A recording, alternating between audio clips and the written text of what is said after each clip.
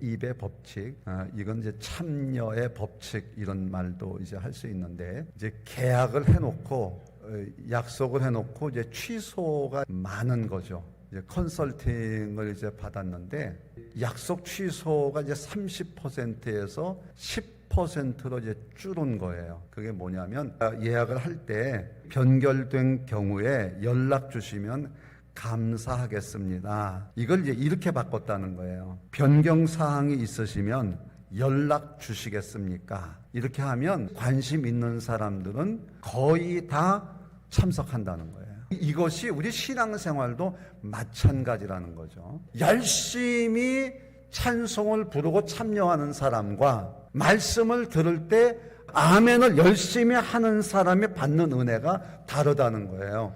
노아의 홍수 사건에도 그 첫 번째가 뭐냐면 하나님이 세상의 악함을 심판하시며 슬퍼하셨습니다.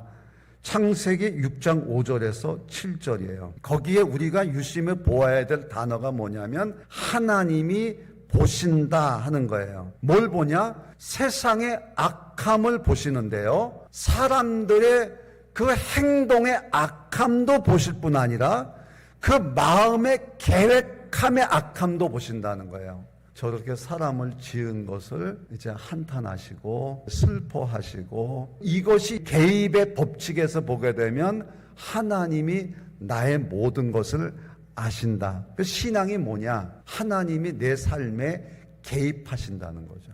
이것을 믿는 것이 신앙이에요. 그러면 악함이 뭐냐? 하나님의 개입을 거부하는 거예요. 믿지 않는 거예요. 그러니까 우리 신앙이라고 하는 거는 하나님이 보고 계시는 그 하나님의 개입을 받아들이고 그 개입 안에서 우리는 승리하는 것이. 두 번째, 하나님은 의인의 가족에게 은총을 베푸셨습니다. 창세기 6장 8절에서 22절 말씀인데요. 하나님의 은혜가 의인보다, 완전한 자보다 먼저 나오고 있다는 거예요. 세상에서는 의인이 은혜를 받아요. 그러나 우리는 그렇지 않아요. 우리는 부패한 죄의 성품을 가지고 태어났기 때문에 선을 행할 만한 능력도 없고 마음도 없어요. 그러니까 개입의 법칙에서 보게 되면 하나님의 은혜가 개입이 돼야 우리도 의인으로 살아갈 수 있는 것이죠.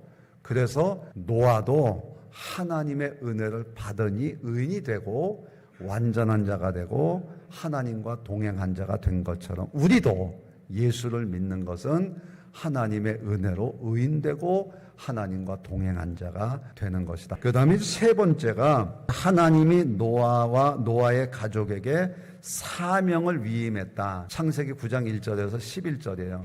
구원에는 반드시 사명이 따르는데요. 노아의 사명은 이 세상이 더 이상 죄를 짓지 않도록 해야 될 사명이 있어요. 방주를 만들면서 120년 동안 이 노아는 어떤 일을 했냐면 하나님께서 홍수로 세상을 심판하신다라고 하는 세상 종말에 대한 메시지를 끊임없이 전할 수밖에 없었어요. 그런데 이 종말의 메시지를 가장 많이 들었던 사람이 누구겠어요? 자기 자신이에요. 근데 이거를 또 누가 듣냐면 가족들이 막 듣는 거예요.